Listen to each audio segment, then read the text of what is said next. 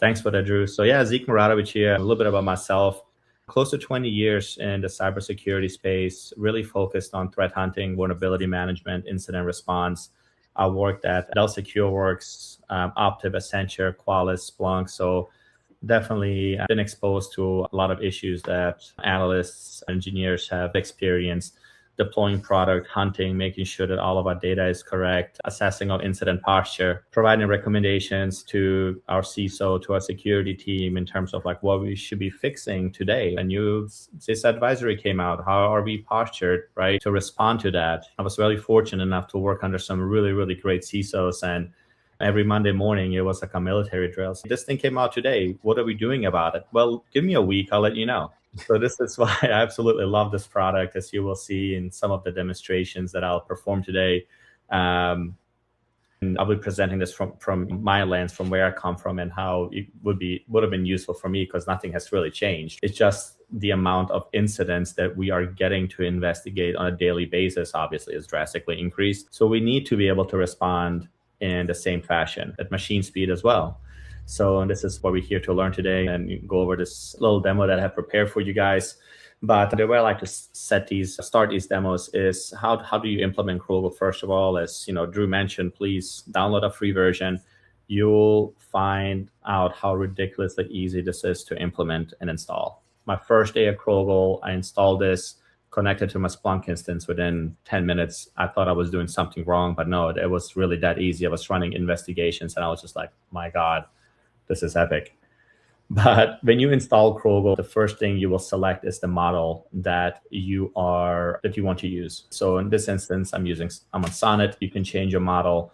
The models that we recommend here have been heavily bench tested by us. So we recommend your OpenAI, Anthropic, your NVIDIA, but I'm also running a 12 billion model on Gemma on my small MacBook laptop just for testing, and it works phenomenal. But whatever you want to add, you can do so here. So pick the model that you want, providers, your Bedrock, OpenAI,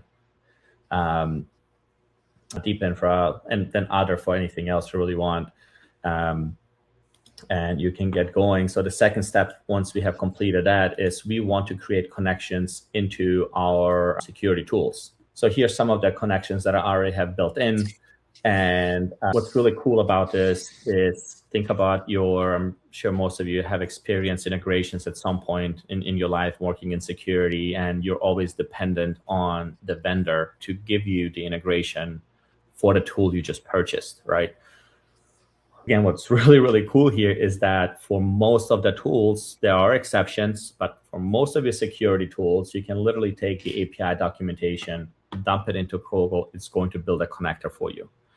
It's going to keep it alive as long as the connection exists, thanks to, as we mentioned earlier, that the knowledge graph, it's going to continually evaluate and look up the fields in all of these security tools to map where the data is. So the data will never leave these tools. It's always going to stay there. It's a completely different concept.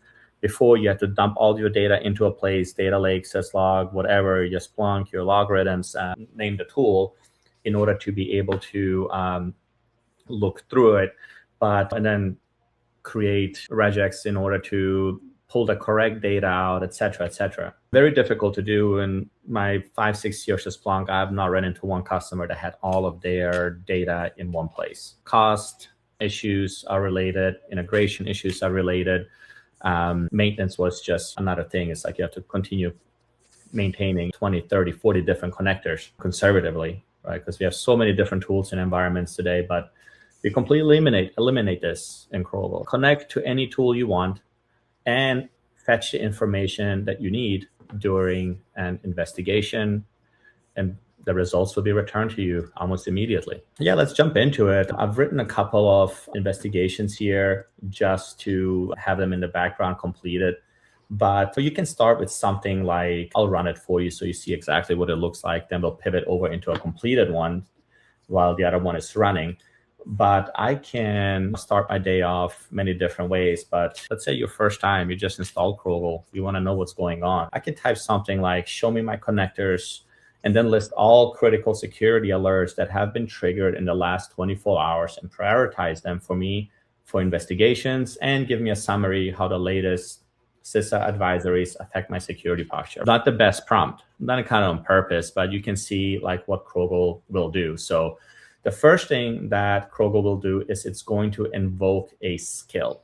Skills in Crogl, if you're not familiar with skills in cloud, think of them as playbooks. Playbooks are a very specific set of processes and procedures that Crogl will follow to perform the investigation. So we can take maybe this, let's do investigate alert, it gives you an overview, the definition, and it's going to show you all of the phases that we have in here, all the playbooks that you can run, references, schemas, and you can also invoke Python scripts in here as well. I know this looks super intimidating, like I scroll through this, oh my God, do I have to like build this myself? No, the answer is no. We again make it super easy. We have a skill builder in here that you can build the assistant. You can also, if you have some source solutions, you can import your skills, your playbooks in here, and we write a skill for it. We have made this so easy to use that like on day one, you'll be using this tool, running investigations, tailoring it to your environment. We have about thousands of these skills that ship with the product, but you can take ours, right, and make them your own, tweak it a little bit, make it better. And it says, yeah, loaded a skill creator. Let's build your new skill together. And you get some prompts and guides, and you can say, you know, if you guys have anybody, if you want to drop a skill that you want me to create while we're doing this live demo, I'll paste it in here. Feel free to post it in the chat. But going back to this investigation, what we've done earlier. So the first thing it's going to do is invoke that skill. Then it's going to say, I'll have connectors in the CISA advisor list. Let me pull the critical alerts from Sentinel and fetch the details on the 2 most recent CISA advisories in parallel. So it's going to spin up multiple agents. We're going to do multiple cool things. And think of this as if you were an analyst, all the steps that you have to take, Crogl will also take, and it's going to document. It's going to document every single request. You're going to see every single return. And all of these queries, you don't have to, every time it says Crogl in here, it does it on its own. You don't have to keep on prompting it to do anything. So it's going to look at things. If it doesn't, for example, find something, it's going to correct itself and look for it elsewhere. So it doesn't give up. It's going to try, learn, adapt, and go a different way about it. I know I keep coming back to Splunk examples, but it's the most relevant experiences. If I run a particular query in Splunk, which is, I've been there 5 years, I still don't know how to write one, especially because each one of them is different. You don't use the same thing over and over again. So if I'm trying to look for information, if Crogl is trying to look for information, we get 0 results, it's going to try a couple of different ways until it's sure that no data exists. And I'll show you also what that looks like in terms of investigations if Crogl cannot complete an investigation with 100% confidence. There is very, very cool responses to that. So now we are going to see all the connectors. You'll see all the active high severity alerts. So I can start doing investigations.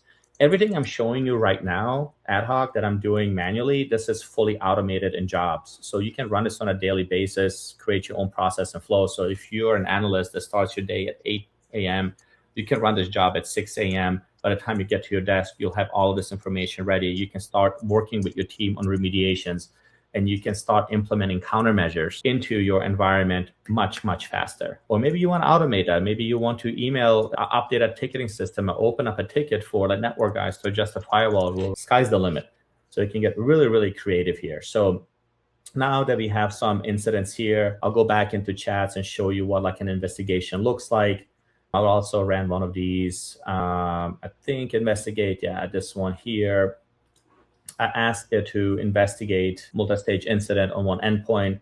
It has to do with process memory dump in this case. And just like before, every query is going to have its process. It's going to utilize a specific skill that's going to be applicable to this query. And then instead of going through the same thing again, once an investigation completes, it can look something like this. And you can create your layout however you want it to look like. You can do any kind of dashboard into HTML output, build your dashboards, create what looks nice on your eyes. But the way we have it set up today, it looks like this. So you'll have our recommendation escalate. Let's see a couple of other ones here. This one, confidence score is different. This one, Crogl recommendation closed and the reason behind it. This one is contained. So different responses are going to have obviously different recommendations.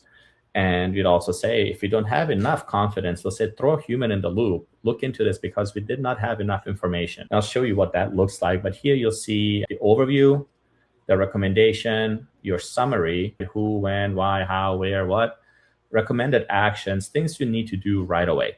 Short term, next 24 to 48 hours, and then long term, this week. Enable window event log forwarding from this particular domain controller to Splunk or Log Analytics. So this is what will affect your confidence score. If we do not have access to your logs to complete an investigation, we will tell you why. We will not complete our investigation and give you what we were able to find, but we will also tell you what we weren't able to find. And that is really important because you don't know what you don't know. It's easy to go and get stuff that you do have, but like, what if I'm missing certain piece of information? Different analysts have a different set of skills. For example, I'm really good with Splunk. I'm really good with Qualys. I suck with CrowdStrike. I suck with Carbon Black. Now I have to go to my coworkers, Drew, who happens to be an expert in those, and I have to request information from him. He doesn't necessarily know what I'm working on. See, he's going to give me what he thinks is the right information, and I'm going to take that information hoping it's the right information. And if I'm a good analyst, I'll take that information and I'll do some research and determine if it's helpful or not. But with Crogl, like, you don't have to. You don't have that problem. So, and again, if you don't ask a certain question, you don't know what you're missing. In this case, Crogl does that for you. Enable these things, implement account lockout policies, enable multi-factor authentication, restrict RDP and Kerberos service exposure on domain controllers, implement Entra ID sign-in, deploy Microsoft Defender for Identity, MDI. So you will get really information that's going to help you strengthen your environment, your security posture, the way you can investigate threats, investigate alerts, et cetera, et cetera. Look at it. When I saw this for the first time, I'm like, oh my God, dude, you just gave me a free gap assessment for my for my environment. Companies pay a ton of money for things like this. Yeah, you have it free with Crogl. You'll see the entire evidence chain, Splunk authentication index, the exact query that Splunk ran to get this information, all the evidence that you would need to check Crogl's work. Again, fully audited. The full timeline, related tickets as well. This wasn't one-off. There are other instances in your environment that are seeing similar behavior. There's a phishing campaign going on, but for some reason, this one was a critical, the other ones weren't. And then we can start digging deeper. Why is this one not a critical? Oh, maybe somebody clicked a PDF and opened it, and these other people didn't. So you get related tickets, impact analysis, IOCs, everything is mapped to the MITRE ATT&CK framework. So you'll see all of the techniques that have been executed, IOCs, and then again, one more time here, like limitations very, very clearly and plainly why our confidence score was what it was. So in a sense, again, all of these things can be fully automated. You can grab this from your ticketing queue. You can grab this from your security solutions to start the investigations. So you don't have to run this manually. But I think, again, the most important part is that connectors and all the tools that we are connected to, the data never leaves. You don't have to worry about gap in your data. As long as you have a tool that provides us with information about certain telemetry, certain incident, certain information, we connect to it and we are incorporating it into the investigation.